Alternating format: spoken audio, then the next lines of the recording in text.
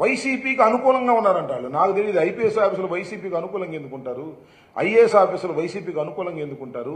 కాకపోతే జగన్మోహన్ రెడ్డి గారికి సన్నిహితంగా పనిచేసినటువంటి వ్యక్తులు అయి ఉంటారు. వాళ్ళు ఎక్కడ చట్టాన్ని వ్యతిరేకిస్తే చట్టాన్ని వ్యతిరేకించినట్టుగా చెప్పొచ్చు, తప్పలేదు. కాబట్టి ఏదో ఒక విధంగా స్కాములు చేశామనేటువంటి భావన తీసుకొచ్చి ప్రజల్లో ఈనాడు, ఆంధ్రజ్యోతి, TV5, ABN వీటిలో టకటక చెప్పడం, ఒక కేసు బుక్ చేయటం, ఇద్దరిని అరెస్ట్ చేయడం, లోపలేయటం, బెయిల్ రాకోకుండా దాన్ని ఫాలోఅప్ చేయటం, ఇలాంటి కార్యక్రమాలన్నీ జరుగుతున్నాయి. కక్ష సాధింపు చర్యలు లేవంటున్నారు కానీ ప్రభుత్వం వచ్చిన దగ్గర నుంచి ఎర్రబుక్కు సంస్కృతితో కక్ష సాధింపు చర్యలే చేస్తున్నారు. దీనికి ఈ ప్రభుత్వం మూల్యం చెల్లించక తప్పదు. ఇవాళ రేపు అది వేరే విషయం. Time will decide. కక్ష సాధింపు చర్యలు చేసిన వారెవరైనా దానికి మూల్యం చెల్లించక తప్పదనేది నా అభిప్రాయం. ఈ వాసుదేవరెడ్డి గారి అరెస్ట్